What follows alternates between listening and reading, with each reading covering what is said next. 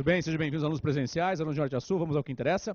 Com relação à peça, ao que o Darlan comentou, por favor, peguem um livro de prática aí de vocês, com relação ao que o Darlan comentou agora, com relação a vocês. Peguem um livro de prática, aquilo que eu havia comentado naquele primeiro encontro, com relação às normas gerais ou à visão geral dos recursos, chega comigo, por favor. Página 202 do livro de prática aí, por favor. Página 202. Tranquilo? Vejam aí. O tema é mandado de segurança. Quem tiver com a quarta edição está próximo disso, tá? O que eu quero que vocês visualizem no livro de prática. A autoridade coatora de um lado, a autoridade competente do outro. Beleza? Então tem aí para você treinar. E os indicativos que estão pintados no seu VAD. E quem não pintou pode usar aí das indicações que aqui estão para pintar no VAD. Beleza? Tem um pouquinho de teoria. Depois tem as várias súmulas com relação ao mandado de segurança, súmulas do STF, do STJ. O Darlan já pintou algumas, até pela experiência que nós temos aí em segunda fase, mas querendo, dê uma olhadinha em todas elas, querendo, tá? E verifique no VAD se alguma delas foi rejeitada, ou foi anulada, ou foi suspensa, foi retirada de aplicação. E na sequência, na página 208, vem o mandado de segurança coletivo, chequem também para mim, por favor, o MS coletivo. A principal dica com relação à não aplicação para direitos difusos, que o próprio Darlan falou, está no texto da lei, ok? Tem um pouco de teoria, vai até a página 210. Tudo bem? As decisões que são aí citadas são aquelas que já foram perguntadas em prova. Tranquilo? Daí vai lá na frente. Página 274. Página 274. Tem um modelo de mandado de segurança. Modelo esse que já foi usado para várias provas e aprovou milhares de alunos, inclusive os alunos da última prova que fizeram MS, tá? Nós temos uma estrutura aqui, aí o professor escreve de modo diferente. Filhão, você pode usar a escrita que você quiser, o seu estilo, mas que o mínimo esteja assegurado. Então, o endereçamento, excelentíssimo senhor alguma coisa, se deixar em branco é caixão, não vão corrigir sua peça, beleza? Até comentei com vocês de um aluno que mandou uma tweetada para mim, uma mensagem no Facebook, porque não me corrigiram a prova, me zeraram. Tudo bem, e aí? Mas esqueci de colocar o endereçamento. Adivinha, o Dr. Nabas vai corrigir a prova dele. Se você não fez endereçamento, você não tem uma petição, né, filho? Entendeu? Então coloca lá excelentíssimo, pode chutar qualquer coisa, porra. Porque o perfil da FGV, se você errar o endereçamento, pode perder ponto 10, ponto 20, ponto meio, até um ponto. Beleza? Mas deixar sem endereçamento, jamais, né, filho? O espaço 5 linhas no preâmbulo, lembra que nós já tínhamos visto isso antes? Quem propõe o quê em face de quem? Tranquilex? Se vai fazer o MS, individual, artigo 5º, inciso 69. Lei 12.016. Vai usar a estrutura do artigo 282 do CPC? 282 do CPC e seguintes, beleza? Tá? Em face da autoridade X, que fez alguma coisa assim, pelas razões de fato e direito a serem deduzidos, tudo bem? Dos fatos, contar a historinha, depois do direito, da liminar do pedido. Tranquilex? Veja então o modelo aí, página 274, vai até a página 276, e do MS coletivo na sequência, 276 vai até 278. Lembrando que no MS coletivo é bom você justificar por que está impetrando o MS coletivo. Tranquilo? Num tópico da legitimidade, se você quiser. Quem nunca fez MS ou nem fez nenhuma dessas últimas peças, qual foi o indicativo da primeira aula? Pega a peça, a folha oficial e copia a peça. Copia. Lembra do Daniel San? Para a direita, para a esquerda. Lembra do Daniel San? A atividade marcial é assim, filho. Quem já fez mobilizações ou legítima defesa ou alguma técnica. É repetição, cara. Pega o dedo, dobra, até você pegar a manha. Depois de um tempo você fecha o olho e você faz a manobra. Entendeu, filho? Para a esquerda, para a direita. Entendeu, filho? Segunda fase é uma coisa, tem que pegar a peça e tem que copiar no caderno, filho. Não tem uma mágica. Não tem uma musiquinha. Vai se foder, você é a musiquinha, porra. Que musiquinha o caralho? Tem que treinar a porra da peça, porra. Até mandei no Twitter, né, ou no Face lá. Falei até com a minha avó. Cheguei, vó, o pessoal ele quer passar na prova da ordem, não quer comprar o livro, não quer comprar o VAD, não quer fazer exercício. Sabe o que ela me falou? Esse pessoal é folgado, viu? A veinha, pô. Você é muito folgado se você não quer fazer. Segunda fase, copiar a peça. Lembra que eu falei para vocês que estão digitando? Cara, precisa escrever para você ver o tempo de escrita sua, cara. Porque às vezes eu no dia a dia, a gente...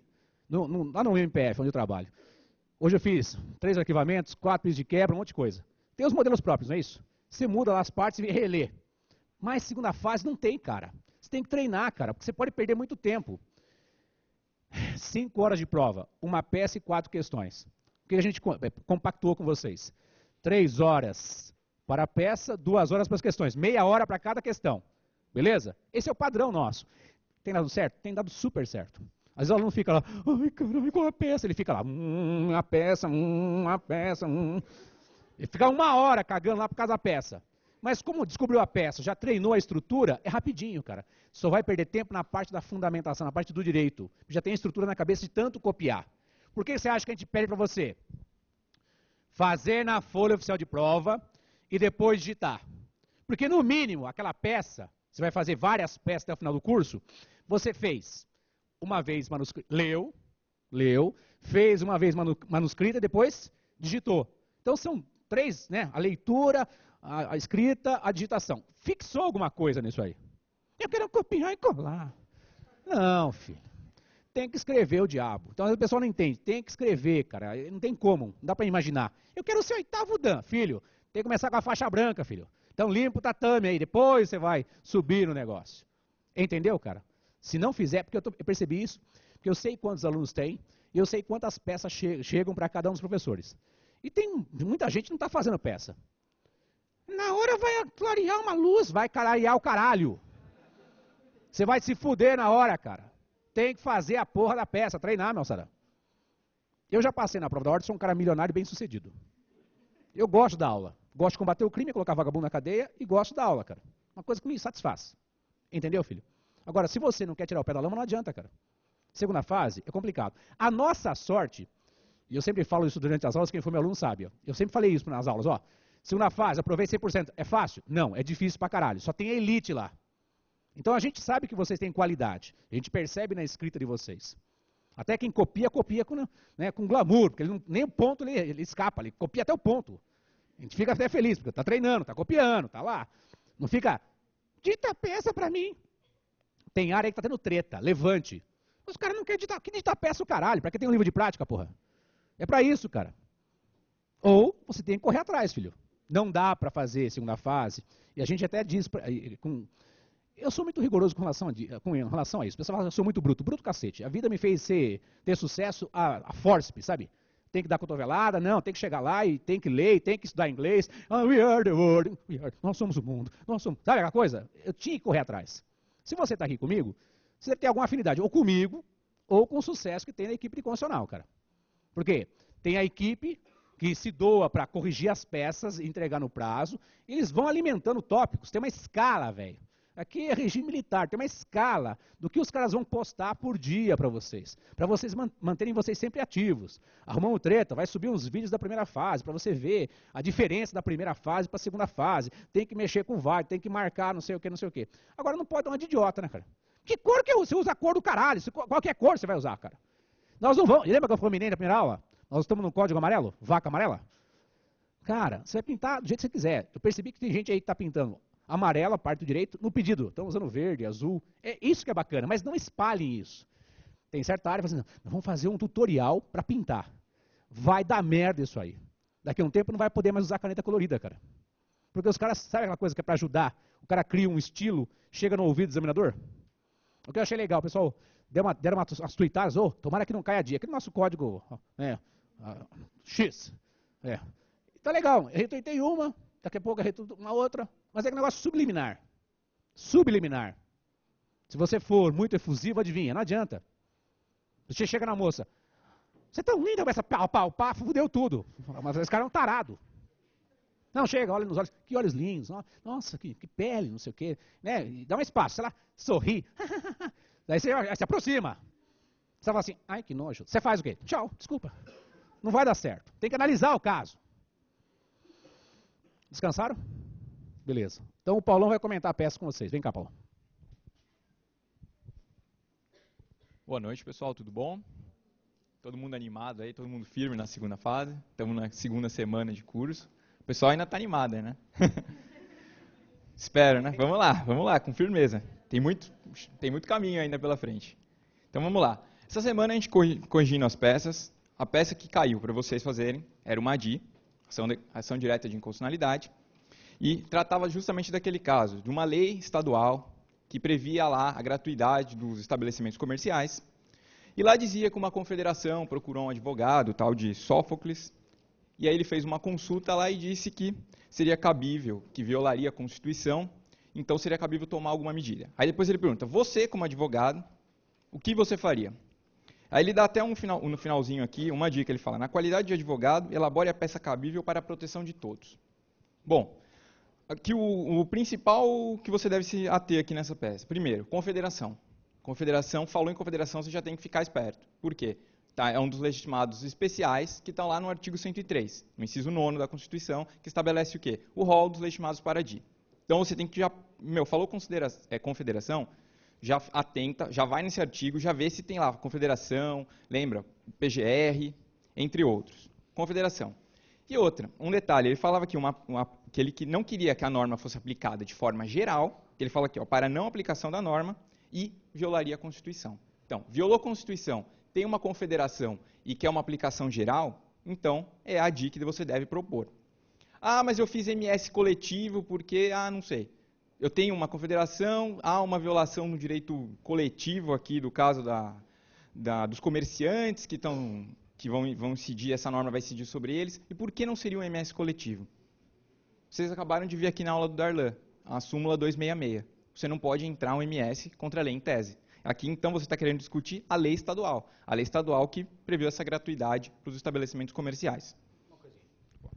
Pessoal, quando o pessoal da FGV quer o MS coletivo, vai colocar para proteger os seus associados. Ele vai dar essa dica para você puxar para o MS coletivo. E a questão era, o Paulo falou, não aplicação da norma. Não cabe MS coletivo contra a lei em tese. Quem errou? É normal, filho. A gente faz provas semelhantes à prova oficial com essa dubiedade.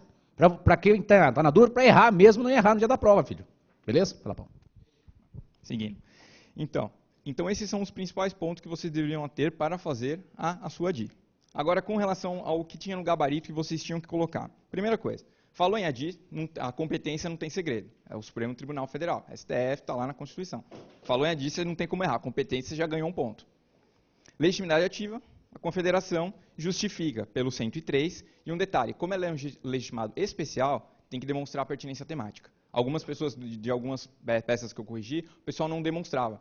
Só colocava, o legitimado é a confederação e ponto. Não, você tem que demonstrar, dizer que há aquele vínculo entre o objeto da ADI e a finalidade da associação, da confederação, aqui no caso, que envolvia a matéria de comércio, que estava, justamente, você tem que demonstrar esse caráter. Segundo, legitimado passivo. Em ADI sempre surge aquela dúvida, quem eu vou colocar no polo passivo? Eu não sei, eu coloco a norma, eu coloco o chefe do executivo, coloco o legislativo. Dica para vocês, falou em ADI, ou ADC, ou ADPF, ficar nessa dúvida, coloca em face da norma, que foi, no caso, elaborada pelo Poder Legislativo, Assembleia, e pelo chefe do Executivo. Aqui, no caso, a gente tinha, como era uma norma estadual, era o governador do Estado e a Assembleia Legislativa. Na dúvida, coloca todo mundo, a lei, e o Legislativo e o Executivo, para não ter dúvida, porque você não sabe se no gabarito ele vai constar um ou outro, então coloca tudo para ficar tranquilo. Então, a ADI, com esses fundamentos, lembrando que era um caso que ele dizia que tinha urgência. Então, a gente tinha que pedir liminar ou cautelar? Cautelar. Por quê? Está previsto na lei, embora seja uma liminar, a lei estabelece cautelar, então coloca lá, ação direta de inconstitucionalidade com pedido de cautelar. Ok? Com fundamento no 102.1p. Tá lá também. Não só deixar de colocar o 1A, que é o que dá fundamento para ADI, como o 1P, que é o fundamento para cautelar. Seguindo, os fundamentos. Aqui nos fundamentos, eu percebi que muita gente, às vezes, fazia de uma forma meio genérica. Primeiro, pessoal, vocês têm que entender que a fundamentação da peça, ela é o principal. Geralmente é o que dá mais ponto. Então, vocês têm que discorrer mais. Não adianta só falar, foi violado o artigo X, o artigo Y. Não, coloca, o artigo tal foi violado por causa disso, disso, disso. No caso concreto, aconteceu assim, assim. Portanto, houve a violação. Vocês têm que discorrer. Não é só falar, foi violado, ponto. E aqui nós tínhamos 2 pontos na fundamentação. Primeiro, inconstitucionalidade formal. Por quê? Houve a violação do artigo 22, inciso 1º, que tratava o quê? Da competência legislativa da União.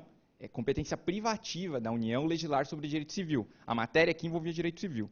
Então, vocês tinham que lembrar, envolve questão de processo legislativo, iniciativa para a criação de normas. Então, por isso, é vício formal, nulidade total. E a outra parte era inconstitucionalidade material. E aí violava o quê? Os princípios da livre iniciativa, nós tínhamos também a propriedade privada, é o que vocês tinham que colocar. Sempre coloca assim, o artigo que foi violado, como se fosse aquele silogismo. Você coloca a premissa maior, a premissa menor e a conclusão. Ok? E os pedidos, lógico, não pode esquecer da cautelar, faz um tópico para a cautelar, explica lá quais são os fundamentos da cautelar. Lembra, fumus boni iuris, periculo in mora, demonstra os dois. Da mesma forma que você vai fazer a fundamentação, procure então demonstrar os dois. O fumus boni iuris por causa disso, disso, disso, periculo in mora por causa disso, disso, disso. E conclui. Pede no final o requerimento para que seja concedida a cautelar. E por fim, nós temos os pedidos. Aí pedido, você já pediu a cautelar, certo? Então, que seja intimada as autoridades para que se manifestem sobre a cautelar. Depois, você vai pedir para que elas se manifestem sobre o mérito. Também, não só sobre a cautelar, como sobre o mérito também. Depois, temos intimação do PGR e do AGU, conforme o 103, parágrafo 3º. Vocês têm que sempre lembrar que falou de ADI, dá uma lida no artigo 102, 103, porque está envolvendo o tema. Lembre, então, AGU e PGR para oferecer parecer e o AGU para defender a norma. E, por último, a procedência do pedido e a ratificação da cautelar. Não se esqueçam de colocar sempre a ratificação da cautelar ao final. Valor da causa. Valor da causa. Estou saindo som? Acho que não. Valor da causa? Pessoal, tá saindo? Não? Tá? Tá lá? Ok, então. O valor da causa, agora voltou. O valor da causa é R$1.000, para não ter dúvida, padrão FGV que a gente tem adotado. E é isso. Essa era a dica que vocês tinham que fazer. Não tenham dúvida. Nós estamos corrigindo as peças. Muita gente, a maior parte, o pessoal foi bem. O único ponto que vocês devem se ater é justamente a questão da fundamentação. Procurem discorrer mais. Não basta só fazer um tópico pequenininho da inconstitucionalidade material, formal, e já passar para cautelar. Outra coisa, uma dúvida que surge. Professor, eu posso fazer um tópico da legitimidade ativa, um tópico da competência, um tópico da legitimidade passiva? Fica a seu critério. Se você, como a DIA é uma peça extensa, que você vai ter que discorrer bastante, se você vê que não tem espaço, não faça um tópico da legitimidade ativa, outro da competência. Faz um parágrafo. Escreve, olha, quanto à legitimidade ativa, o legitimado é tal, tal, tal, demonstrada a pertinência temática. Quanto à legitimidade passiva, devem figurar no polo, então, o governador e a Assembleia Legislativa. E a competência do STF por causa do artigo 102, 1A. Ok? Então, essa é a DI, é a nossa peça número 1. Agora eu vou comentar. Pessoal, localiza no VAD de vocês aí o que é propriedade. Onde está descrito o que é propriedade, meus amigos? Pega o seu VAD que você vai usar na prova e localiza para mim onde está o tema propriedade. O que é propriedade? Já sei, usar, gozar, eu sei, filho. Quero que você localize aí. Onde é que está aí propriedade descrito no Código Civil? Propriedade. No Código Civil. Propriedade, o que é o direito de propriedade? Usar, gozar, dispor, gozar. Gozar, gozar, gozar. Localizem, por favor. Porque se houver alguma questão que envolve restrição à propriedade, você pode dizer, a propriedade é descrita no Código Civil, no artigo tal, e assim se entende. E pode parafrasear o artigo. Porque o que nós queremos que você melhore, e isso vai ter que melhorar mesmo, é a justificativa por que vocês estão propondo a ação. Por que eu tenho que convencer o magistrado que eu tenho razão? Por quê? Se eu limitar a cobrança de estacionamento, estou interferindo em direito de propriedade. E legislação estadual não pode mexer com direito de propriedade, que é direito civil. E propriedade é, o que é? Qual é o artigo, moçada? 1228, é isso? Vamos passar um marca-texto nesse trem, hein? Ou deixar uma marquinha? 1228, é isso? Tá. Tranquilo? Então você que é meu aluno já sabe. Propriedade está descrito no artigo 1228 do Código Civil. Se tiver alguma questão ou fundamento de peça que envolve não usar adequadamente a propriedade, pensa comigo. Restringir a quantidade de veículos em um automóvel. Envolve propriedade? Sim ou não? Rápido. Sim. Envolve direito civil? Sim, porque tem que escrever o que é propriedade. Lembra o exemplo que nós demos? A pessoa compra uma moto para 2 passageiros. Veio uma lei estadual e diz, só pode andar o motorista, não com um passageiro. Essa lei estadual é constitucional ou inconstitucional? Inconstitucional, porque mexer com direito civil e propriedade é só da União, fora o tema trânsito e transporte, que também é da União. Até aqui, beleza? Uma lei estadual proíbe as pessoas usarem capacete com viseira escura, viseira fumê. Lei estadual poderia proibir a pessoa de comprar um capacete com a viseira fumê? Pode ou não pode? Rápido. Não, porque mexe o quê? Direito de propriedade. Quando compra o capacete tem lá a cor da viseira. Eu não posso intervir na cor da viseira. Até posso trocar, óbvio. Não vou pensar que não, né, não pode. Para esse fim, para essa justificativa minha. Até aqui, beleza? Mexeu com um bem, uma casa, um carro, etc. Tem a ver com propriedade. Você pode abrir um capítulo, um parágrafo, entenda, na sua peça, para dizer, com relação ao tema a aquisição do veículo, aquisição de casa, restrição de casa, etc., vincula-se ao tema propriedade. E propriedade percebeu, moçada? É só melhorar, o que está faltando para ficar legal, melhorar a parte da fundamentação, mas isso é comum em todas as segundas fases que nós já mexemos. Nessas várias segundas fases, mexi já com mais de 20, porque antes de ter em constitucional, eu dava aula em penal, civil e trabalho. Aspectos constitucionais que eu ajudava o pessoal nas outras áreas. Quando criou o constitucional, eu vim para a constitucional e fiquei na minha área. Tranquilo? Em todas as áreas tem essa dificuldade. Beleza? Só que a gente tem que melhorar, filho. E melhorar implica o quê? Se dedicar um pouquinho mais. Você vai perceber que nas peças que nós colocamos no livro, se você for falar, professor, mas no livro aqui eu vejo uma peça que se eu fosse copiar nas folhas não ia dar. É lógico que não ia dar.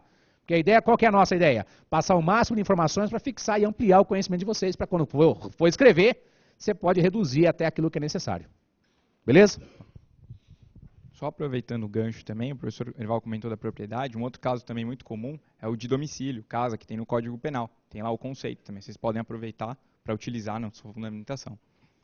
Bom, então vamos lá para a questão número 1. A questão número 1, ela falava de uma emenda constitucional, que alterou o dispositivo que tratava lá do artigo 14 da Constituição, que falava dos direitos políticos, e aí vinham as perguntas no fim. Ele falava, uma emenda constitucional pode ser objeto de ADI? Sim, ok, não tem nenhuma dúvida quanto a isso. Emenda constitucional pode, por quê? Porque ela, na verdade, está relacionada com o poder de reforma. Então, o poder de reforma, quando vai alterar a Constituição, ele tem uns limites. Então, eles não podem fazer o que eles quiserem. Eles têm os limites, e se desrespeitarem esses limites, está sujeito, então, ao controle de constitucionalidade. Então, ok. Inclusive, a emenda constitucional está prevista lá no rol do artigo 59 da Constituição, que trata lá das espécies normativas. Sem problemas, então, é possível que ela seja, então, objeto de ADI. E no item B, ele perguntava, a inconstitucionalidade formal ou material na emenda em questão? Bom, havia as duas formas de inconstitucionalidade. A primeira, a inconstitucionalidade formal. Por quê? Ele dizia aqui que houve todo esse trâmite durante a decretação de intervenção federal. Falou de intervenção federal, está lá no artigo 60, que nessa altura você já deve ter lido várias vezes, e está lá no parágrafo 1º. Parágrafo 1º, é isso?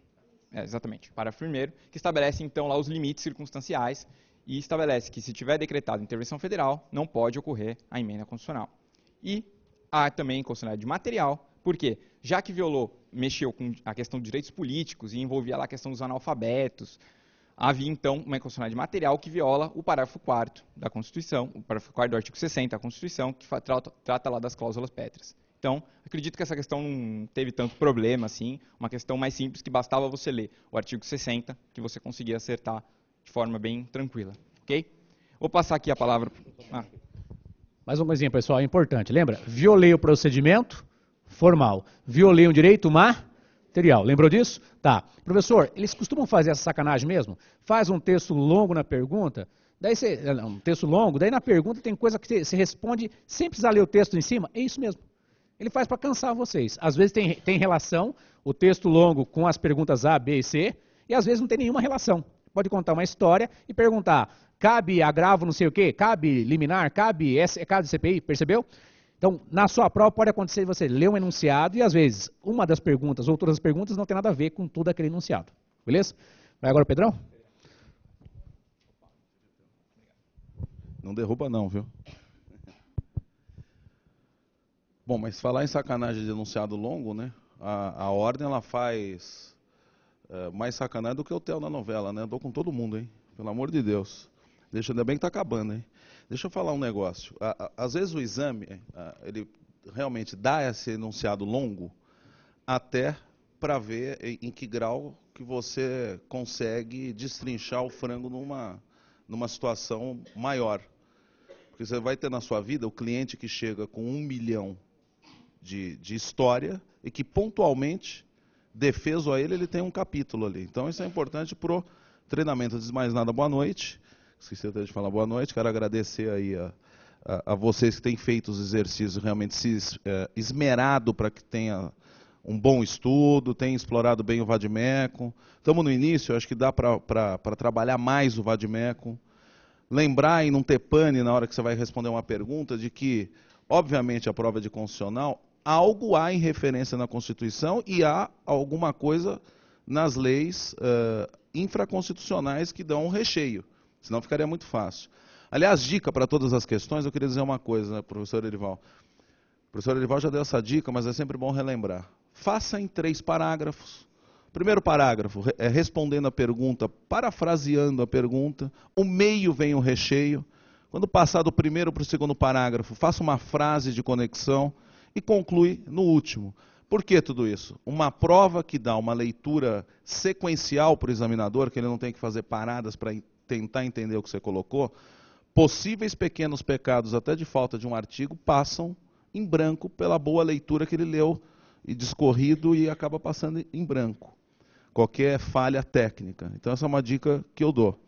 Outra coisa, das questões, tirando esse aspecto, quando há citação de artigo, eu tenho percebido que se coloca assim, artigo tal, inciso tal. Lógico que se a questão merece e pede 2 artigos de lei, em um você pode parafrasear, o outro você até pode. Reticências no início e colocar aquele trecho que mais interessa, fazendo uma cópia na íntegra, que você mostra que você detém o conhecimento do que você está fazendo. Questão minha em comento agora, que é a segunda, era uma edição de lei estadual, um projeto de lei de iniciativa popular, de iniciativa parlamentar, onde se arbitrava aumento para o quadro dos fiscais de renda. E aí se dizia, um trecho citava-se em consonância com a Constituição Estadual. Aí você entra em pane, né? Quer dizer, e a Constituição Estadual, que eu não vou ter acesso, a prova é nacional.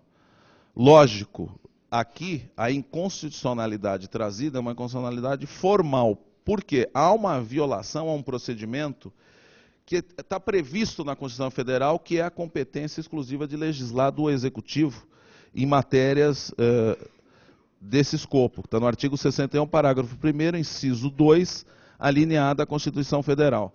É de reprodução obrigatória nas Constituições. Aqui em São Paulo está lá pelo 30, então você não tem que se preocupar com isso. Isso os estados, como já viram com o professor Erival, ele tem quando dá confecção de suas devidas constituições, eles tiveram limite formal de criação, e esse é um dos limites. Então, texto longo só para te enganar.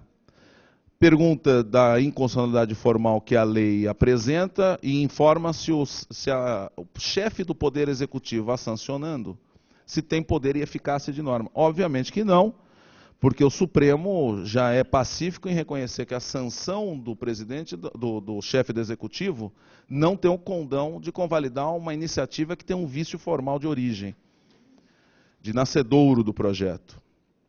Aí pergunta se o sindicato, teria legitimidade, se o sindicato, se houver um questionamento no STF, se ele poderia participar ou atuar no feito em defesa da lei. A gente já sabe do Instituto do Amicus Curiae, ele tem essa legitimidade, está no artigo 7º, parágrafo 2º da lei 9.868 de 1999. Aí, quanto à capacidade de impetração de recursos ou propor algum recurso, é jurisprudência pacífica negativa nesse sentido do STF. Depois a questão 3 nos traz uma questão do Procurador-Geral da República ajuizando em sede de cautelar uma ação direta de constitucionalidade contra uma lei estadual e uma declaratória que tem por objeto uma lei federal, ajuizada na sede de uma mesma ação cautelar. Daí, diante dessa ambivalência das ações de constitucionalidade, a inconstitucionalidade do STF indeferir a cautelar pode um juiz, no exame do caso concreto, declarar a inconstitucionalidade da lei. Sim, uma vez, e vocês já viram isso, professor Erival, em aula, que a cautelar em ADI não tem caráter ambivalente. No item 2, no item B da pergunta, o STF pode deferir a cautelar, pode um juiz, no exame do caso concreto, declarar a inconstitucionalidade. Que fundamento? Sim. Não. Porque os dois processos vão ficar suspensos. Está no artigo 21, da Lei 9.868/99. Questão que você vê que citam, a 2 e a 3 citam uma mesma lei. É muito comum isso na prova da OAB. Então, para você não ficar nervoso, em vez de ficar fazendo rascunho a lápis, que a gente mata quem fizer isso aqui, peça esqueletão, que eu chamo de chupeta, porque o examinador fica com a boca calada e fica fácil para você fazer a peça. Você faz aquele esquema, põe os textos de lei e já faz aquilo que eu chamo de fichamento para as outras questões. Porque você vai perceber que aquela lei que você pesquisou para a peça, ela vai servir para algum item de pergunta. Isso nunca falhou e sempre acontece. Se falhar essa primeira vez, vocês me batem na porta. Aí, o que acontece? Aqui é a mesma coisa, vocês viram que usou essa lei. Na questão 4, se nos autos de uma ação civil pública for pedido que não fosse aplicada determinada lei, tendo em vista a inconstitucionalidade, ela respondeu: o questionamento se a ação civil pública pode ser utilizada como instrumento de controle de constitucionalidade. Sim, mas ela pode ser usada numa forma incidental. E a extensão desse efeito, há um impedimento para que seja para todos, erga omnes, é só inter partes. Está no artigo 16 da Lei 7.347/85. São essas as considerações. E estou gostando do que eu estou vendo, vocês estão indo num crescer, só pedir um atento maior a pesquisar um pouquinho mais no Vadimeco, que é o único companheiro, além de nós rezando na porta, que vocês vão ter no dia da prova. Obrigado, Pedrão. Vamos lá, então. Vai haver um vídeo ainda para explicar essas questões. Isso aqui é para você descansar um pouquinho a cabeça, voltar à adrenalina normal para a gente começar com matéria outra vez. Podemos caminhar? Tranquilo? Mesmo porque tem as impressões de cada um deles que corrigem peças de diferentes pessoas do país. Então, cada um, às vezes, tem dicas diferentes para passar para vocês. Mesmo porque, lá no Facebook da equipe de constitucional, dicas estão sendo dadas. Eu espero que vocês estejam acompanhando. E não tenho nada de internet. Parabéns. Você vai advogar como? Você vai ter que bater perna até o juiz, até o foro, se tudo é pela internet? Né? Comprar revistas tribunais, né? Vamos lá. Podemos começar então com um pouco de matéria? Então, por uma linha, escreva lá. Vamos falar do federalismo. Lembra do federalismo? O que é o federalismo? Forma de Estado, não é isso? Mesma coisa que forma de Estado. Então, forma de Estado é o Estado federal. Federalismo, ou forma de Estado federal, é a divisão de competências,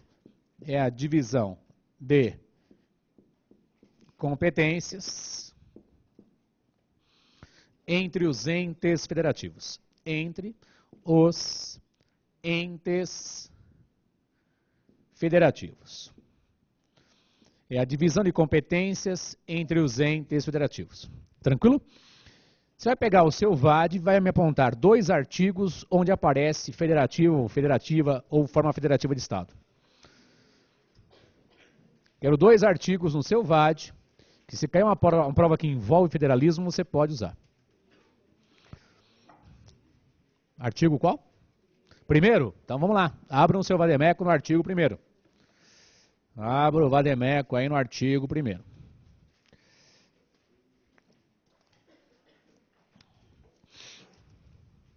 Todo mundo junto? Artigo 1º. Vamos sublinhar só federativa? Federativa, então, a República Federativa, eu já passei a marcar texto em tudo, então sublinhe com lápis. Federativa. Federativa. Beleza? Vamos relembrar? Quando se fala em república, é forma de governo, lembra? República é forma de governo. Como o legislativo e o executivo interagem dentro de um Estado. Forma de governo, república. Contrário de república, tem o quê? Estou perguntando, caralho. A monarquia, né? Ou república ou monarquia. Forma de governo nossa atual, república. Tudo bem daqui? Tá. Federativa, adivinha? Forma de Estado. Brasil, o nome do nosso país. Tá? Grifa para mim, por favor, aí. É formada pela união indissolúvel de quem? Então vamos sublinhar. Já pintado? Sublinhe. Estados, municípios e DF. Já comentei isso com vocês, inclusive. Então está muito mais fácil de entender o trem. Tranquilex? No artigo 18. Vamos ao artigo 18. Já está pintadinho também, não tá? Vamos lá, então. Qual que é a diferença? Aí aparece o quê? Organização político-administrativa. De modo bem simples. Como o poder se organiza no Estado. Organização político-administrativa. Como o poder se organiza no Estado. Organização política. Política tem a ver com poder, moçada. Político-administrativa. Como se gerencia esse poder organizado. Beleza? Quem aparece aí? União com maiúsculo, né? Vai sublinhar. União, Estados, DF e os municípios. União, Estados, DF e os municípios. Eles são soberanos ou autônomos? Está escrito aí. Autônomos. Autônomos. Porque todos eles têm que respeitar a Constituição. Eles são autônomos. Soberano é só o nosso país. O nosso país é soberano. Esses entes federativos são autônomos. Até aqui, beleza? Está expresso na Constituição. Bom, então, entendi que nós temos lá o artigo 1º da Constituição e aparece lá República Federativa do Brasil. E quem aparece lá? Os estados, mais o Distrito Federal, mais os municípios. Todo mundo junto? Beleza? Isso já está até marcadinho no seu VAD. Do outro lado aparece o quê? O artigo 18, não é isso? Aparece lá o artigo 18 da nossa Constituição, também no caput, só que aparece lá a organização, né, filho? Organização político administrativa, organização político administrativa da República Federativa do Brasil. Tranquilo? Quem é que apareceu aqui diferente? A União, né, filho? Que não estava antes. Apareceu a União, mais quem? Os estados, mais o DF, mais os municípios. Todo mundo junto? Beleza? Relembrou? Isso foi dito, inclusive, na primeira fase. Podemos caminhar? Tá. Lembra que, historicamente, no nosso país, nós tínhamos um Estado unitário? Lembra? Um Estado unitário que foi dividido. Então, assim, vamos pensar assim. Põe assim embaixo. Observação. Primeira Constituição brasileira. Vamos pensar numa questão acadêmica. Vai que o Exu começa a perguntar de parte histórica também, né? Então, a primeira Constituição brasileira, de que ano que é?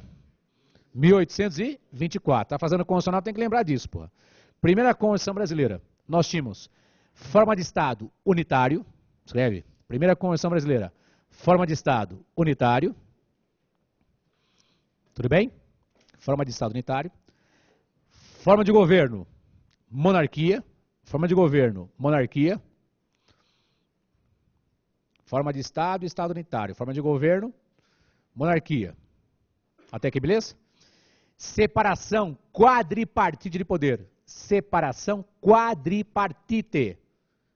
4 partes.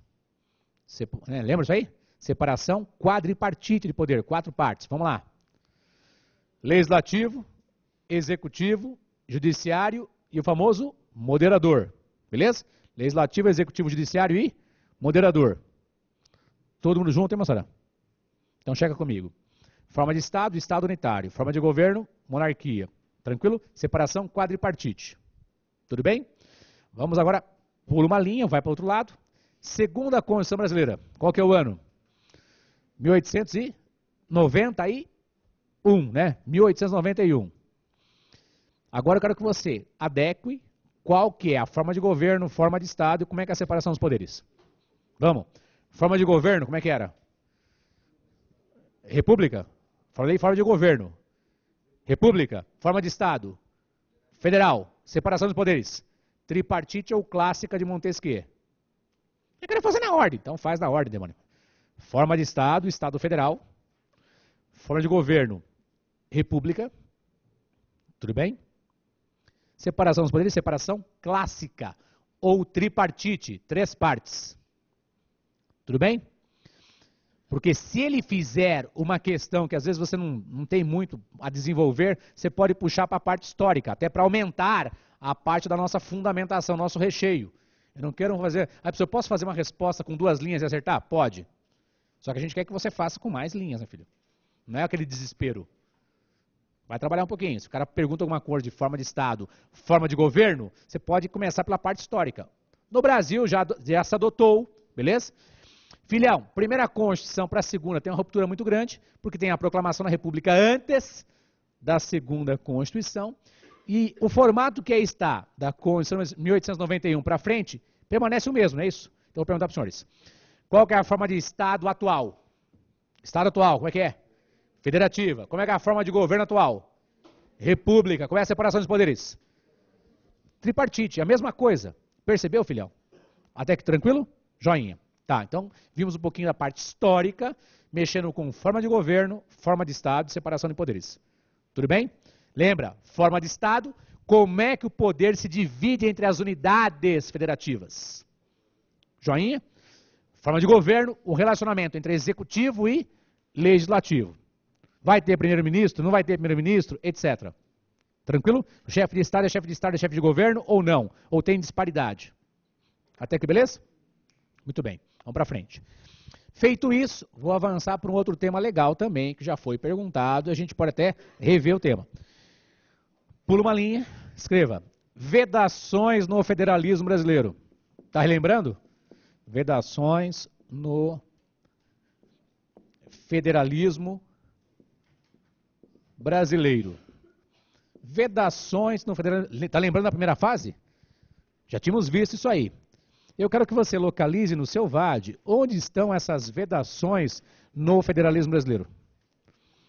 Quais artigos tratam das vedações? Muito bem, tem gente que já sabe de cabeça, ótimo. Quem já sabe, beleza. Qual que é o artigo? Checa aí, quem não achou vai achar. Você tem 1 minuto para achar.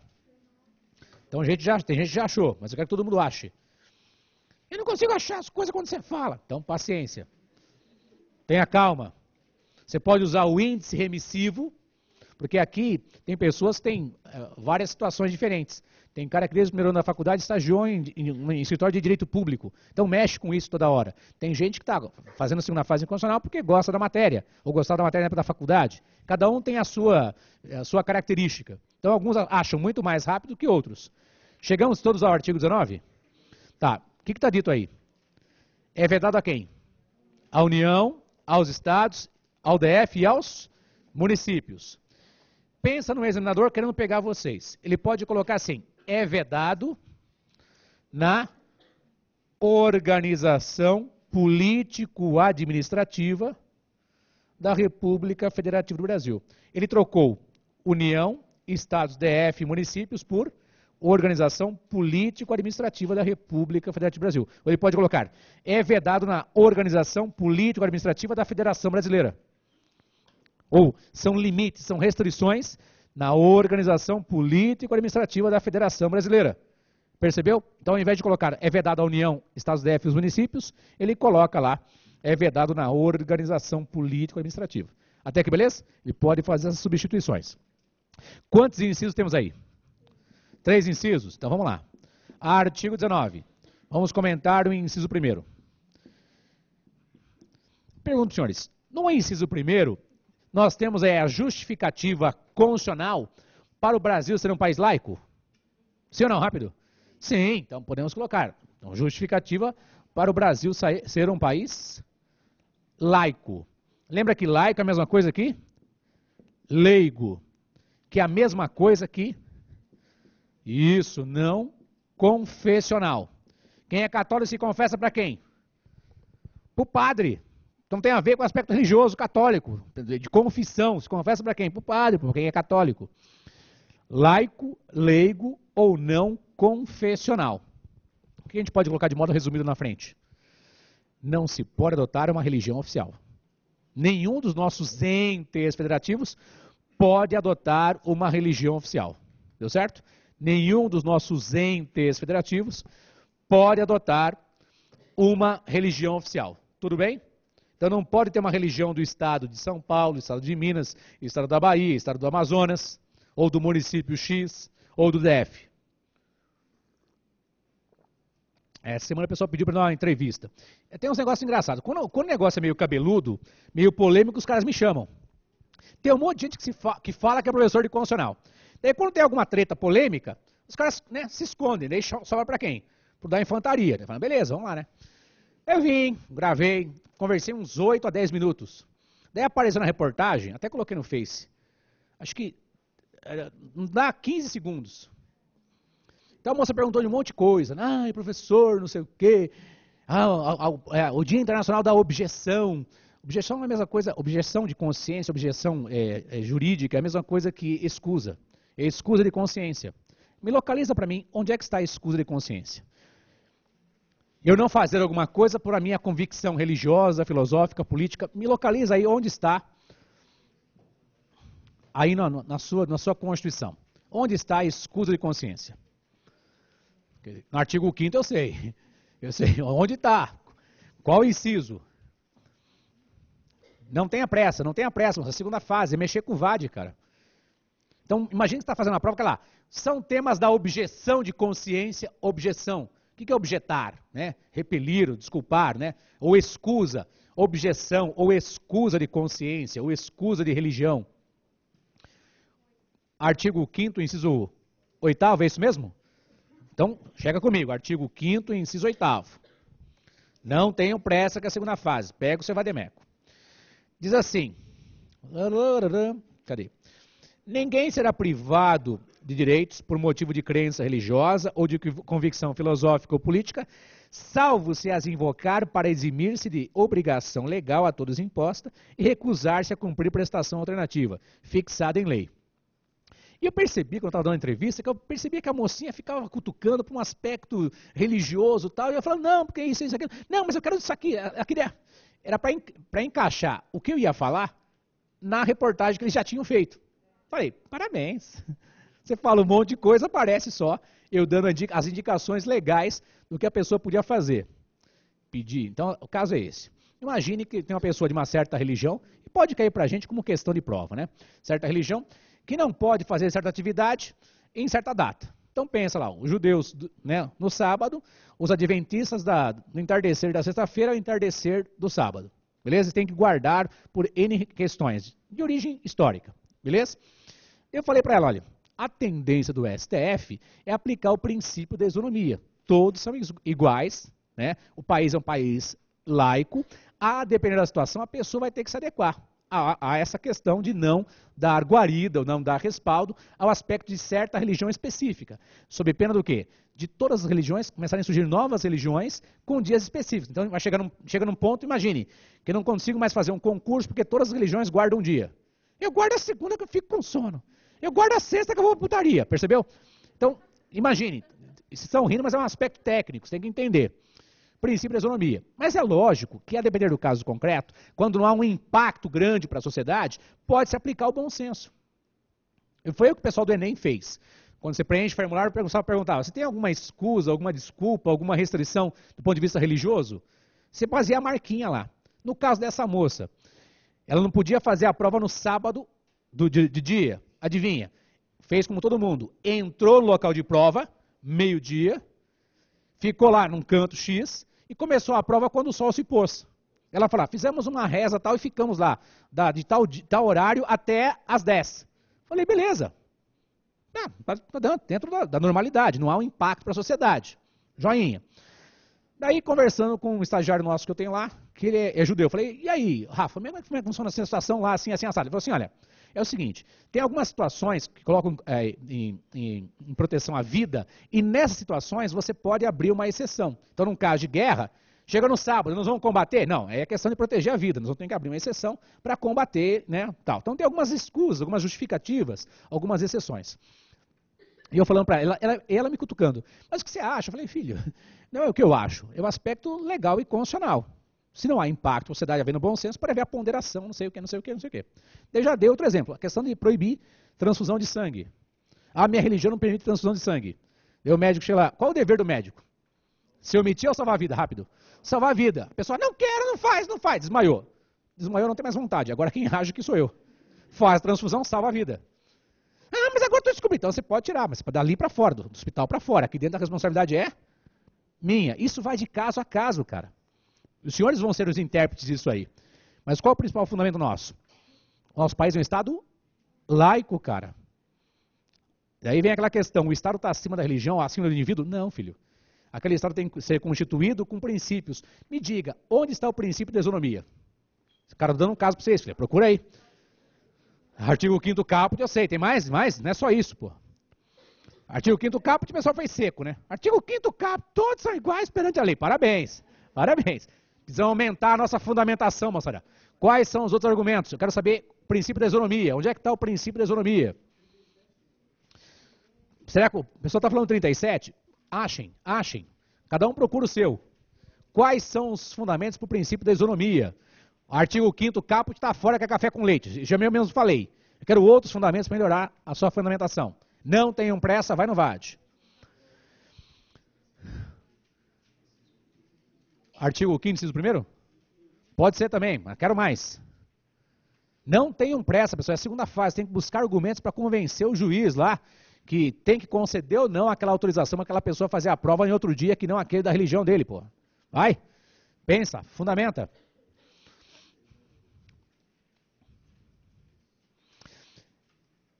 Não tenham pressa. Você tem mais 1 minuto e meio. Orra.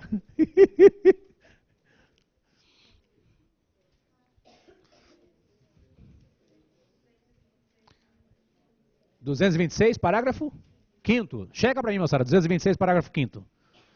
Foi a sugestão? Dá? Qual é o seu nome, filha? A Manuela está dizendo para a gente. 226, parágrafo 5º. Checa comigo, vê se agrada a vocês. 226, parágrafo 5º. Agrada ou não agrada? Vocês estão buscando argumentos, moçada. Não olha ficar olhando para mim. Olha para o VAD, pô. Então, checa. Artigo 5º caput, artigo 5º, inciso 1º, artigo 226, parágrafo qual que você falou? 5º. 150, inciso 2. Tem mexe com a questão tributária também, né? 170, inciso 7, é isso também? Cara, eu estou buscando argumentos para vocês. Você vai selecionando. Cara, cada um na sua área. Percebi que cada um foi naquela área que costuma atuar lá no escritório, né, filho? A gente percebe isso aí. Agora me diga, vamos no comecinho. Dá uma olhadinha no artigo 3º para mim. Dá uma olhadinha no artigo 3º para mim. Tem algum inciso do artigo 3º que serve para justificar essa questão da isonomia, da igualdade de tratamento? O que você acha? Sim ou não? Rápido. Sim, o artigo 3º, inciso 4º, pode ser? Percebeu, moçada? Então vai do começo para frente, cara. Até aqui, beleza? Bom, acabei de dar um exemplo de situações que vocês podem buscar vários argumentos para aquele caso X. 5º caput, 5º inciso 1º, 226 parágrafo 5º, artigo 3º, inciso 4º, etc. Até aqui, beleza? Joinha? Vou voltar para a minha situação aqui. Filho, o Brasil é um Estado laico, não é isso? Não pode ser adotado uma religião oficial. Todo mundo bem? E as questões que envolvem essa escusa de consciência? Fazendo um link, qual artigo que eu falei do artigo 5º? Que é a escusa de consciência? Artigo 5º, inciso 8º. Põe aí embaixo no caderno. OBS. Escusa. Escusa de consciência. Ou objeção. Aliás, se puderem, entra no meu Face, tem um linkzinho. Depois eu vou colocar até no Twitter. Mas no Twitter o pessoal do Damásio colocou lá, né? Para você ver essa reportagem da moça. Que pode ser que pergunte alguma coisa. Por essa questão da religião. Tem lá o pastor do Rio de Janeiro que se foi envolvido com relação a estupro. Tem a questão do padre que foi amaldiçoado. O padre aqui do interior de São Paulo foi amaldiçoado. Tem N questões envolvendo religião, cara.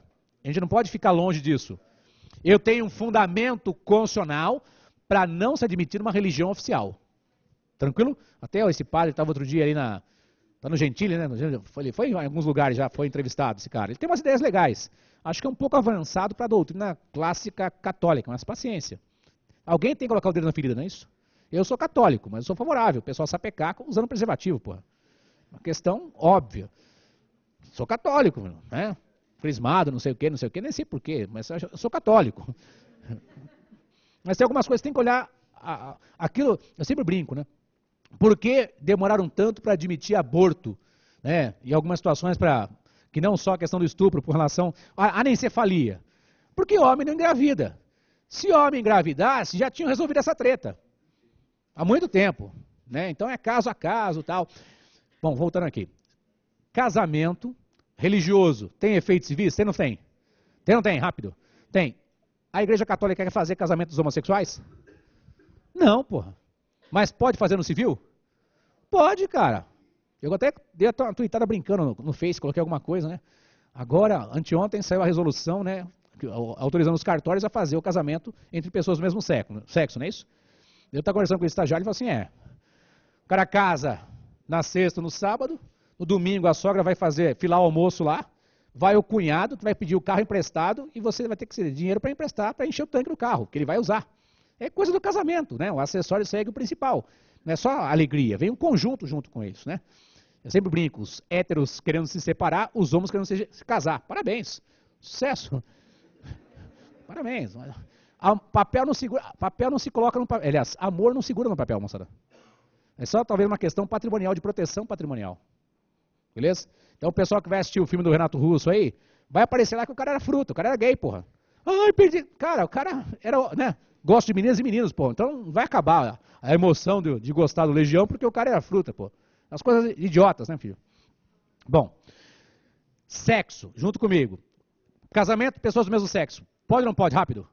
Pode. Resolução do CNJ, no cartório civil, não é isso? E o casamento pela igreja?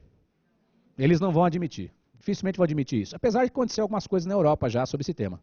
Mas dificilmente o padre vai casar homem e mulher, homem, mulher, mulher. Que eu acho uma tolice também, né? O cara pode ser fruta, pode colar velcro, pode fazer o quê? Pouco importa. Tem que ser o quê? Honesto, cara. Acordar cedo e trabalhar. Lembra que nós comentamos com vocês? É preferível que um casal de homossexuais adote uma criança do que deixar a criança lá para ser um bandido na rua, cara. Então tem que acabar com um pouco a hipocrisia. Né? Ah, mas como é que vai ficar a cabeça da criança? Não me interessa. Vai ter acompanhamento de assistente social, se vira. Esses casais homossexuais têm dinheiro? Tem dinheiro.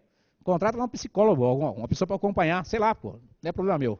Mas é melhor uma criança num lar do que na rua, por exemplo, para ser um bandido, etc. Tal. Bom, voltando aqui.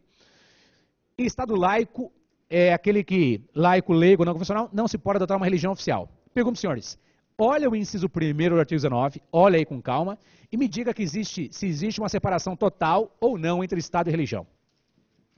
É uma separação total ou não entre Estado e religião? Leia no artigo 19, inciso 1º, e me diga, não tenha pressa. Pega o VAD, abre lá, artigo 19, inciso 1º. A pergunta é, existe uma separação total entre Estado e religião? Sim ou não? Eu estou perguntando. Se não, por quê? Se existe uma separação total entre Estado e religião. Sim ou não? Não, vírgula. Por quê? Admite-se a colaboração para interesse público. Né? Então, se fizer uma pergunta, você tem que colocar sim ou não. Nesse caso seria, não é uma separação total. Admite-se uma relação entre Estado e religião, tracinho, entidades filantrópicas. Então, checa comigo. No artigo 19, você vai sublinhar, se você quiser, a parte final, né, filho? A parte final diz o quê? Colaboração para fins de interesse público. Colaboração para fins de interesse público. No caderno, se você quiser colocar entidades filantrópicas, beleza. No caderno você pode colocar entidades filantrópicas, que tem até benesses fiscais, né? Não é isso? Tem isenção tributária. E tem imunidade também. Tem imunidade prevista na Constituição e tem isenção também, prevista em lei. Com relação a tributos. Aliás, me diga. Fecha o VAD. Fecha o VAD. Pessoal, um templo, ele é obrigado a pagar algum tipo de imposto? Me acha justificativa legal. Eu quero saber se um templo religioso tem que pagar IPTU, por exemplo. Se não, qual que é o fundamento, meus amigos? Se não, qual é o fundamento? Nós estamos pensando em segunda fase, tem que aparecer um fundamento legal aí. Se entre alguma coisa, eu sei. Qual é o fundamento para templos não pagarem impostos, meus amigos? 150, inciso 6º, a linha B. 150, inciso 6º, a linha B. Sim ou não? Rápido. Mas o nosso Estado não é Estado laico? Se é um Estado laico, por que eu estou deixando de cobrar imposto das igrejas? E aí, por quê? Não sei, ótimo. Pense comigo, o Estado laico implica em não haver um incentivo, entenda, pecuniário direto ou reconhecimento de uma religião que nada impede deixar de cobrar imposto daquela religião. Porque, para que serve a religião? Para pacificar a sociedade, moçada. Para isso que serve a religião. Desde os remotos tempos. Para que serve a religião? Para colocar uma certa ordem, pacificar a sociedade. Não matarás, não encoxarás. Esse não tem. Percebeu? Para colocar uma ordem na sociedade. Então o aspecto religioso tem a ver com essa ordenação, com essa pacificação. Tranquilo? Então, entenda. Não pode-se ter uma religião oficial, mas eu posso incentivar, de algum modo, a existência ou a criação de certas religiões. Por exemplo, não cobrando IPTU dos templos. Percebeu? Então não pode ser muito radical. Pergunto, senhores, pode haver a colaboração de interesse público? Pode ou não pode? Rápido? Pode. Posso ter uma ONG gerida por uma certa religião que realiza atividades de implementação de internet, cursos para as pessoas aprenderem a costurar, trabalhar, ser marceneiro, etc. Pode ser. Isso é possível? Lógico que pode. Tranquilo? Vamos ter outras questões que envolvem... Tudo bem até aqui, moçada? Estão aí apontando, marcando no VAD, ou apontando aí no caderninho, as dicas para depois fazer uma correlação entre os temas? Tá. Fecha o VAD. Fecha o VAD. Tudo tem a ver com religião. Imagine que cai na prova da gente o seguinte tema, que é um tema atual e que foi objeto de ação judicial. Nas notas de tal valor, lá está dito, Deus seja louvado. Tranquilo? Na condição de advogado da Associação Nacional de não sei de quem lá, para retirar essa expressão Deus seja louvado, qual o fundamento que vocês iriam usar? Eu quero retirar. Qual o fundamento? Estou perguntando, vire-se. Você tem 1 minuto para responder. Se os senhores quiserem retirar a expressão Deus seja louvado de uma nota de tantos reais, qual o fundamento que você poderia usar?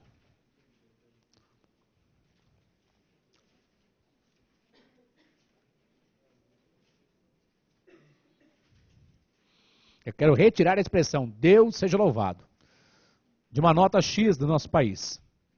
Imagina você está advogando para alguém e você está entrando com uma ação civil pública. Quero saber qual o fundamento para você retirar esse Deus seja louvado.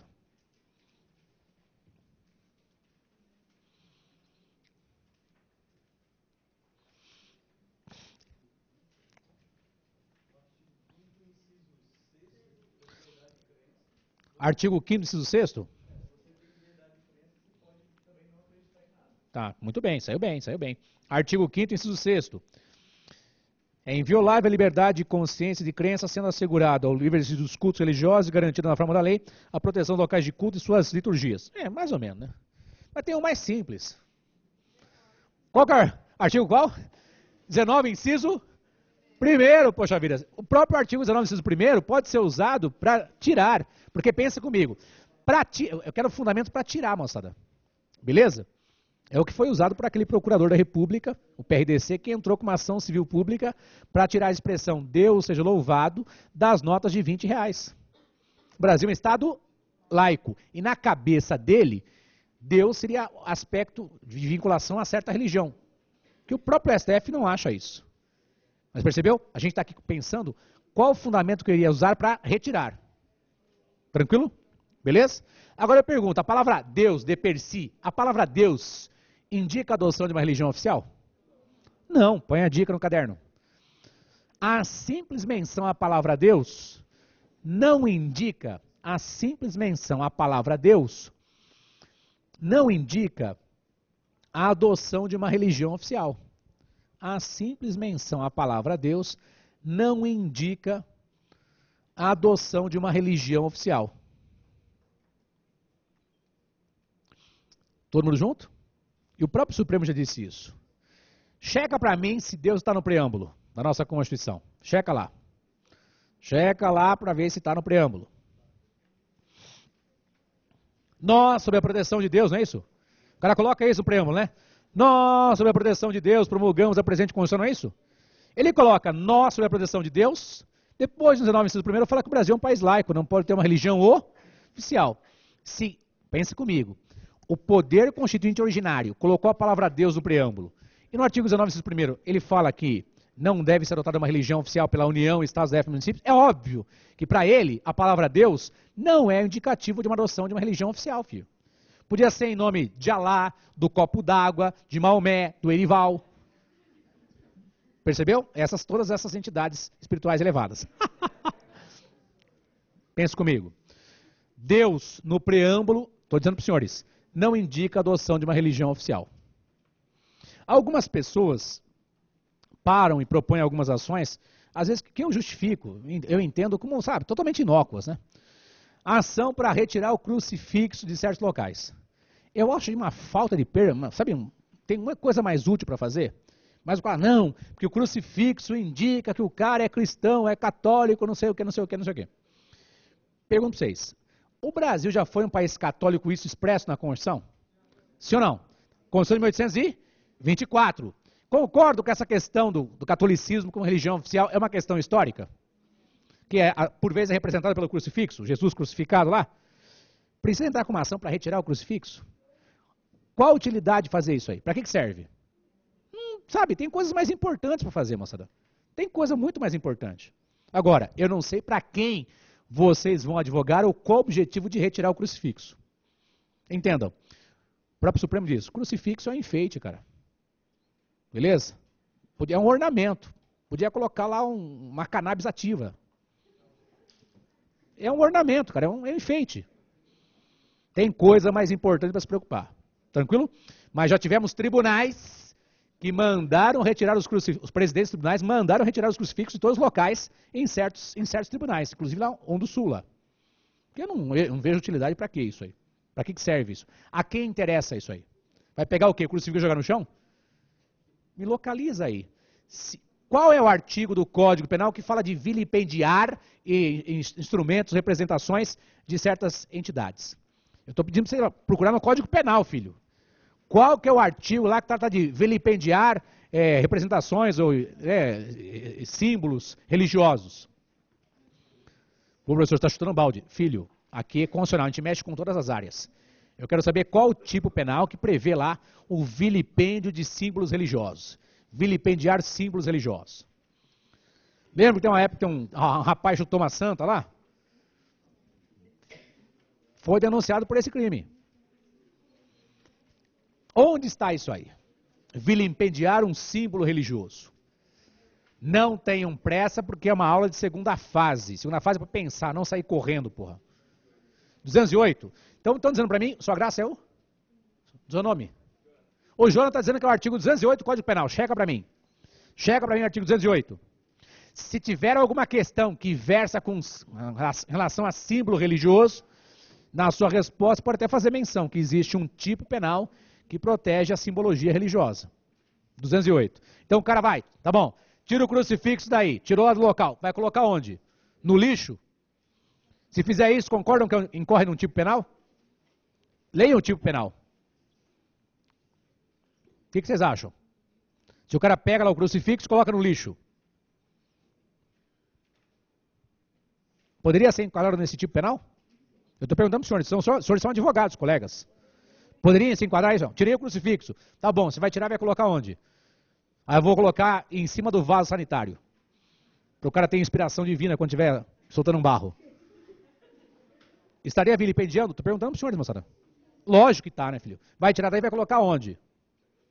Percebeu? Porque a pergunta é, tirar, beleza. Aonde você vai colocar? Porque a dependendo do local, eu posso entender que o senhor está vilipendiando a minha religião. Percebeu? Tem muito mais coisa por trás de uma simples retirar alguma coisa. Já que se entende que é um símbolo religioso, então vai colocar onde? Percebeu? Nós, de constitucional, nós pensamos nas ações e nas consequências. Pensa comigo, quem deitou o rodo na época da repressão? Delegados de polícia que davam força à repressão.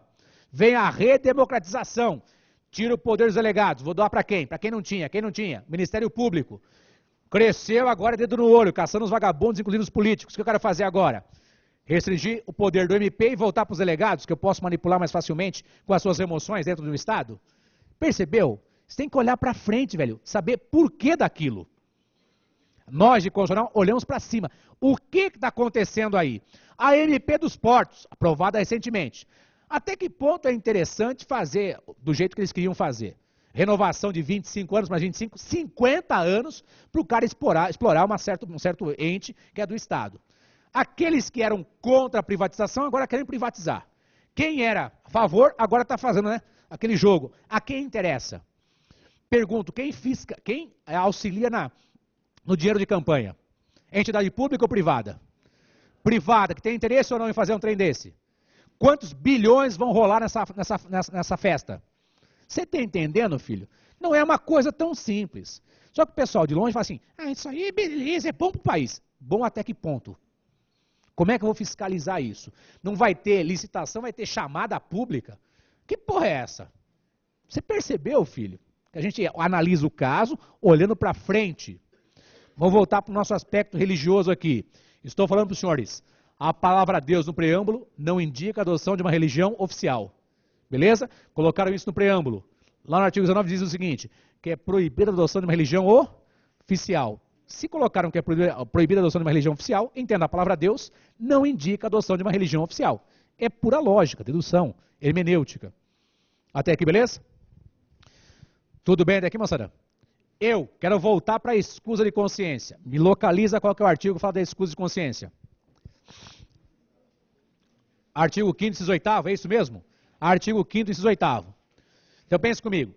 Eu não quero servir às Forças Armadas porque a minha religião não permite. Vou ter que realizar uma prestação alternativa? Sim ou não? Sim. Apesar da moça da entrevista, a repórter, falar uma besteira no final da reportagem.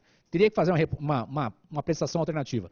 Não vou servir às Forças Armadas, vou ter que realizar o quê? Uma atividade para ajudar a sociedade. Fazendo o quê?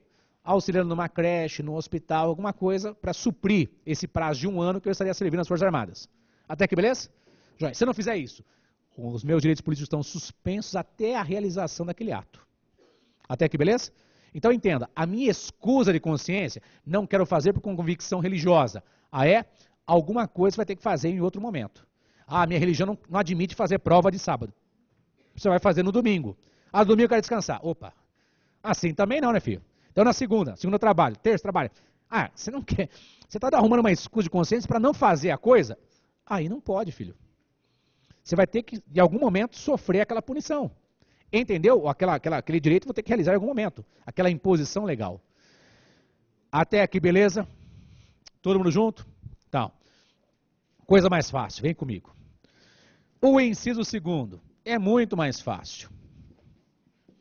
O que veda o inciso 2º, moçada? Veda a recusa à fé de documentos públicos, né?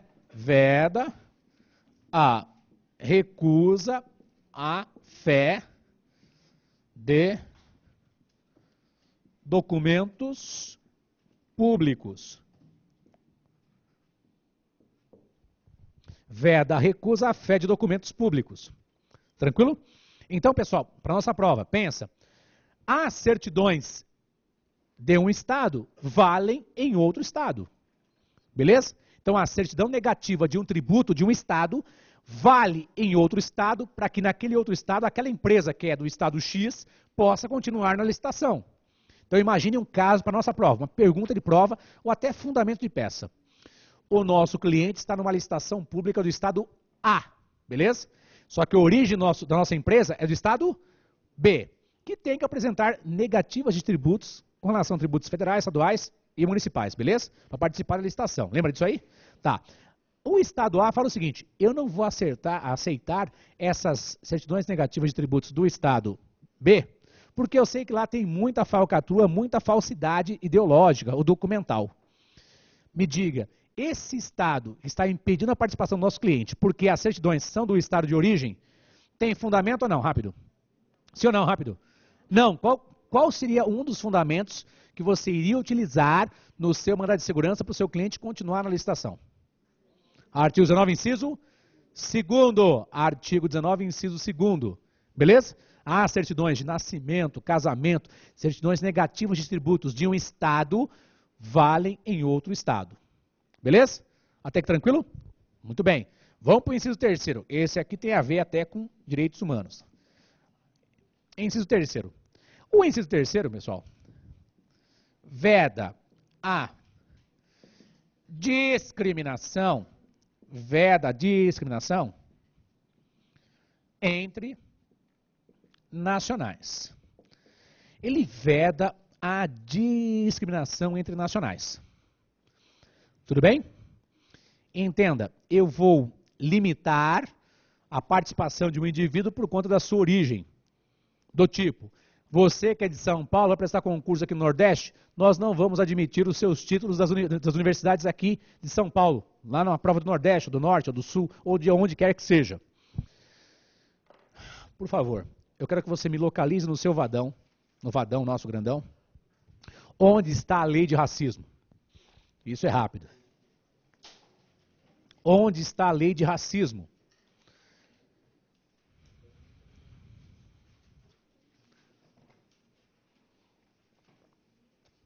Não tenham pressa, porque é uma prova de segunda fase, filho. Tem que mexer aí no VAD. Lei de racismo, meus caros.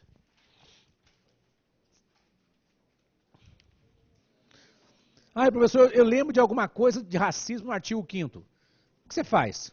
Você pode até o artigo 5º localizar o inciso, abaixo dele vai ter lá previsto a lei de racismo. Beleza? Professor, eu fui até o índice de indicativo das leis e estou procurando lá, lei de racismo, ou lei de combate ao racismo, ou lei de combate ao preconceito e ao racismo. Eu não quero estabelecer uma forma para você achar. Eu quero que você ache usando o VAD, e sem pressa.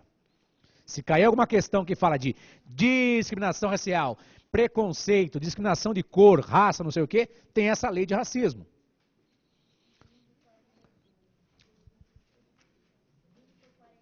No artigo 5º 42 aparece. Mas onde está o racismo? A lei de racismo. Qual o número da lei de racismo? Qual a lei? Não. Eu quero a lei que estabelece o que é racismo. Opa, agora sim. 7.716. Localiza essa lei no seu vadão aí. Quero que você localize a lei de racismo 7716 no seu vadão. E pode colocar um clips ou alguma coisa do tipo. Pergunto, clips pode levar na prova? Pode. Clips colorido pode ou não pode? Rápido. Pode, porra. Então põe aí o clips colorido aí. Professor, eu vou fazer o seguinte, ó. No meu vadão, as leis referentes ao OMS, eu vou colocar tudo clips branco. Nas leis extravagantes, que tem a ver com a penal, clips preto. A seu critério, cara. Eu não quero te ensinar como fazer a sua marcação. Eu quero que você tenha uma marcação específica para você não perder tempo. Beleza? Localizar a lei? Qual que é a página do vadão aí? 1424, é isso? 1422. Muito bem. Localizei aqui a lei. Diz assim, define os crimes resultantes de preconceito de raça ou cor. Tudo bem? Raça ou cor. Deixa marcadinho aí, deixa marcadinho aí. Volta para o artigo 19, inciso 3º. Deixa marcadinho, nós vamos usar essa lei, deixa marcadinho aí. Volta para o artigo 19, inciso 3º. Eu quero que você atente para o que está escrito lá no artigo 19, inciso 3º. É discriminação entre estrangeiros, entre alienígenas, entre corintianos ou entre nacionais? Opa, muito bem. Discriminação entre nacionais. Se é nacional, adivinha, está onde? Dentro do nosso país. Beleza? Bom, já sei que discriminação entre nacionais está dentro do nosso país. Volta na lei de racismo e verifica se tem algum artigo que diz respeito à origem do indivíduo. A origem nacional, ou coisa do tipo, a região do país. Não tenham pressa, moçada. Tem uma aula de segunda fase.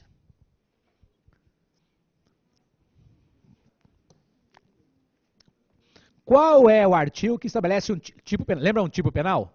Tipo penal? Tipo penal. Tem o preceito primário e tem o preceito secundário. A conduta anormal e a respectiva pena abaixo. Eu quero saber qual o tipo penal que combate a discriminação entre nacionais. Não tenham pressa. Artigo 20? Tá bom, paciência, beleza?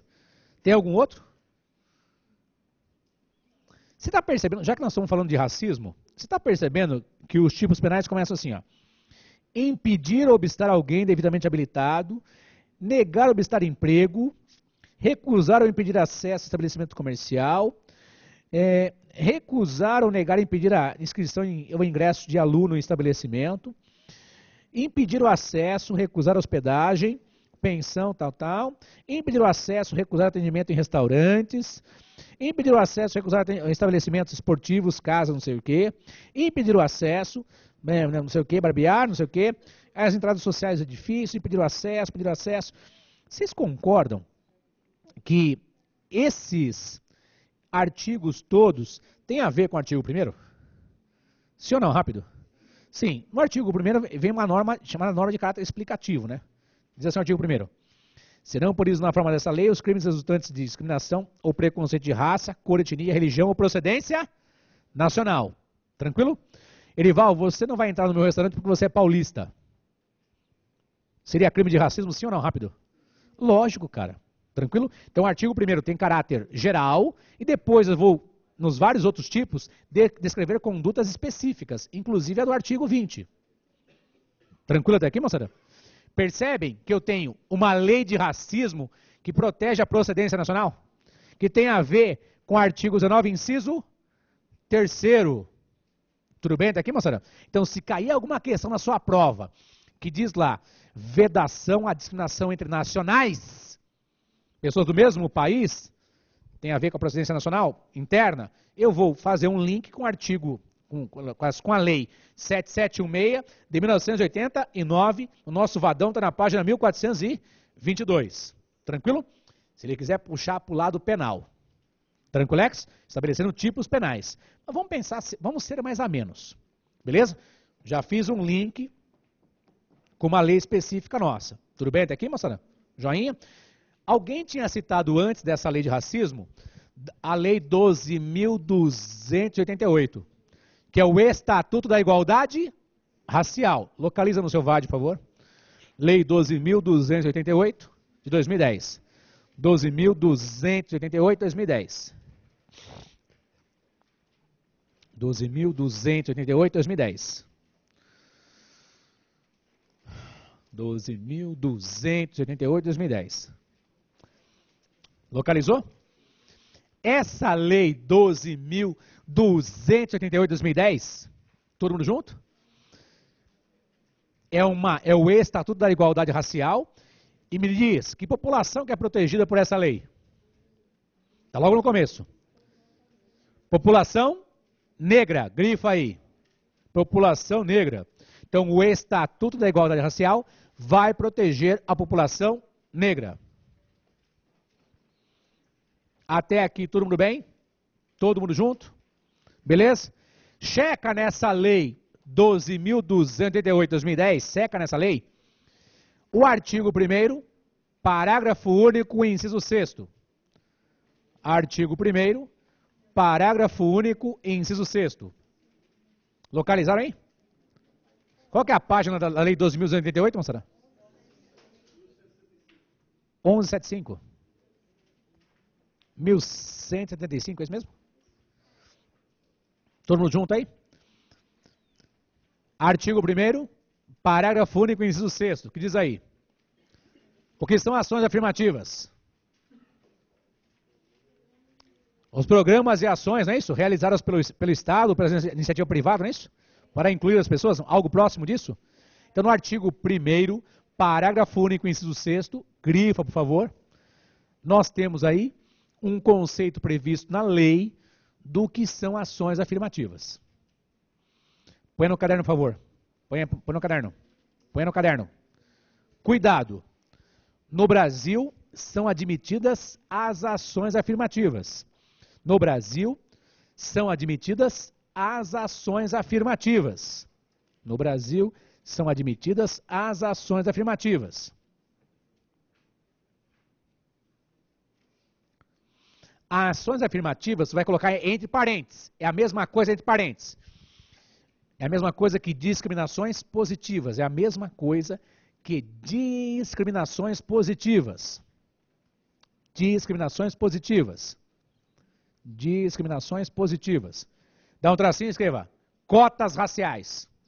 Que a gente não recomenda que você use essa terminologia. Mas o próprio Supremo usa, porra.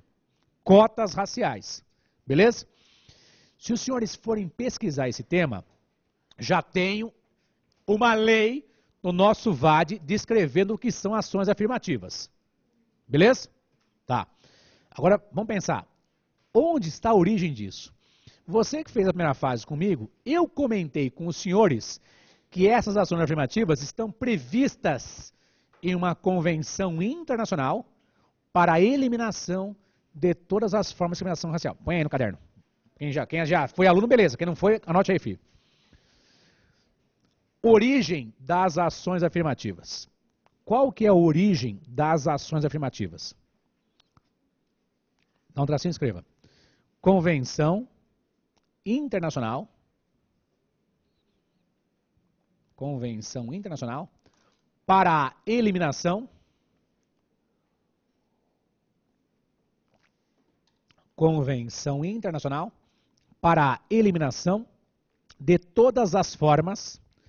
Convenção Internacional para a eliminação de todas as formas de discriminação racial. Deu certo? Convenção Internacional para a eliminação. Convenção Internacional para a eliminação de todas as formas de discriminação racial. Convenção para a eliminação de todas as formas de discriminação racial. Então, tracinho, escreva. Decreto número 65.810. Decreto número 65.810. 65.810 de 1969. De 1969, tudo bem? 1969. Deu certo? Podemos caminhar? Tá. Se os senhores forem pesquisar nessa convenção, adivinha, é algo próximo, o conceito que lá existe é algo próximo do conceito do Estatuto da Igualdade Racial. Seria algo assim, ó, que são ações afirmativas. Ações realizadas pelo Estado, escreve, essa cara de fusca não adianta nada, anota aí. Ações realizadas pelo Estado para proteger grupos de pessoas, ações realizadas pelo Estado para proteger grupos de pessoas, entre parênteses escreva, incluir socialmente, entre parênteses escreva, incluir socialmente, vou repetir, ações realizadas pelo Estado para proteger grupos de pessoas, entre parênteses, incluir socialmente, beleza? Prejudicadas historicamente. Prejudicadas historicamente. Prejudicadas historicamente. Deu certo aí? Prejudicadas historicamente. Beijo para as meninas de Chapecó, um abraço pessoal de Poá, para as meninas, a minha amiga Larissa lá de Campina Grande, pessoal de Alphaville e Santo Amaro, pessoal lá de Aracaju, obrigado pelo convite. Quando tiver tempo eu volto aí para pegar as castanhas. Beijo para as meninas maravilhosas aí de Aracaju. Pessoal de Cabo Frio, minha amiga Carla e companhia lá de Cabo Frio, tá firme e forte com a gente aí, e outras pessoas do Brasil inteiro. Vamos nós aqui. Descansa o braço, pense comigo. Ações realizadas pelo Estado para proteger, entenda, incluir socialmente grupos de pessoas prejudicados historicamente. Essa convenção internacional deu certo em algum lugar? Deu. Aonde? Estados Unidos da América. Beleza? O presidente é negro, tem negro na Suprema Corte, tem latino na Suprema Corte. Beleza? Tem proteção às reservas de indígenas que eles podem explorar, inclusive cassinos em alguns estados. Os caras estão multimilionários. Percebeu, filho? Proteção de certos grupos de pessoas. Agora, aqui entre nós, para a nossa prova, essas ações afirmativas, elas são admitidas pelo próprio STF. Elas são possíveis. Eu estou protegendo quem? Pensem, no Brasil aplica-se para quem eu vou aplicar as ações afirmativas no Brasil? Pensa do ponto de vista histórico. Índios, negros, mulheres, pessoas com deficiência. Tranquilo? É lógico que depois foi feita uma convenção para proteger as mulheres, e nessa convenção internacional também estão previstas as ações afirmativas, e o Brasil faz parte dela.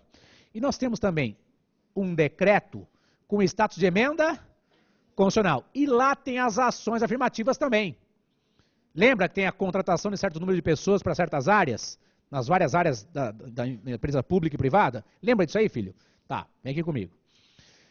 Meu caro, ações afirmativas são incentivos em certas áreas para esses grupos de pessoas. Põe assim, embaixo, ponto e vírgula. Incentivos nas áreas da educação e do trabalho. incentivos nas áreas da educação e trabalho. Incentivos nas áreas da educação e trabalho. Incentivos nas áreas da educação e trabalho. Tranquilo? E esses incentivos, pessoal, são incentivos temporários. Eles não são definitivos, são temporários. É um papel de fiscalização dos senhores, advogados, futuros defensores, promotores, juízes, etc. Professores. Mas um abraço para o rapaz que virou professor lá, meu aluno, parabéns, sucesso aí na sua vida acadêmica. Aí. Vai ser um professor de constitucional, não lembro o estado. Mas, bom, sucesso, filho, sucesso. O cara manda mensagem pra gente no Face, mano, sucesso, obrigado por ter lembrado a gente, né? Longa vida, etc, dá as dicas, né? Estude, prepara as aulas, seja um bom professor, não precisa ficar querendo comer as alunas, né? Mas orientar o pessoal para ter um futuro melhor, né? Tem aquele professor, professor garanhão, né? Fica lá, parece um galo no terreiro, né? O professor tem que ensinar, ajudar as pessoas a terem um futuro melhor. Então, é esse o papel do professor. Não é ficar se enaltecendo ou tendo só ele benefício. Ele entra na aula e começa a falar de agravo regimental em RESP. Caralho! Tem que começar a dar arroz e feijão. Daqui um ano e 2 anos vai chegar nessa porra. Mas ele faz pra assustar, aquela questão de defesa, sabe? Ele tem medo de alguém questionar o poder dele e tal. São os idiotas do caralho. Teóricos. Vamos pra nós aqui. Meu amigo, checa comigo. As ações afirmativas têm origem em tratado internacional, que o Brasil faz parte. Esse tratado internacional é o decreto 65.810, você pode checar depois em casa. São incentivos temporários nas áreas da educação e do trabalho. Beleza? Há ações afirmativas que eu também tenho um conceito previsto numa lei que está no seu VAD. Por isso que eu falei na lei 12.288 de 2010. Essa é a relação que nós estamos fazendo aí. Agora, para fechar o tema, fechar o caixão para a gente ir embora descansar, e o pessoal que tiver assistindo aula de manhã, daqui a pouco ir para o almoço. No seu caderninho, por favor. Você vai pesquisar se você quiser, tá? Você vai pesquisar o julgamento da DPF número 186. Os senhores vão pesquisar se quiserem. Depois a gente até... Paulão, vamos ver se a gente coloca. Paulão, coloca o link lá desse julgamento da DPF 186 no Face da equipe. Beleza? Então o Paulão vai ficar com essa incumbência de providenciar para colocar o link, o endereço eletrônico para você clicar lá e ter acesso à decisão do STF na DPF número 186. Beleza? Porque aqui entre nós, para a gente ir embora, o Supremo, por unanimidade, admitiu as ações afirmativas. O Supremo, por unanimidade, admitiu as ações afirmativas. E eu vou ditar para vocês alguns dos fundamentos para você checar depois em casa. Você vai ler a decisão se você quiser, óbvio, né? O Supremo disse, tem que se admitir ações afirmativas? Tem. Artigo 1º, inciso 3º. Você já sabe. Me diz o que significa o artigo 1º, inciso 3º. Dignidade da pessoa? Humana, beleza. Artigo 1º, inciso 3º. Artigo 3º e os 4 incisos. Artigo 3º e os 4 incisos. Artigo 4º, inciso 2º. Artigo 4º, inciso 2º. Pelo menos, é lógico que existem outros fundamentos. Mas em casa, você lendo a decisão do STF amanhã cedo, ou na hora do almoço, quem estiver assistindo aula, né, ou depois da aula de amanhã, querendo checar, veja a decisão do STF nessa DPF número 86. Esses são os fundamentos. 1º, 3º, 3º os vários incisos, 4º, inciso 2º. Tranquilex? Amanhã a gente volta para continuar a nossa estrada. E para quem está assistindo a aula de manhã, daqui a pouco a gente volta para começar a aula da tarde. Beijo, mulherada. Tchau para os homens.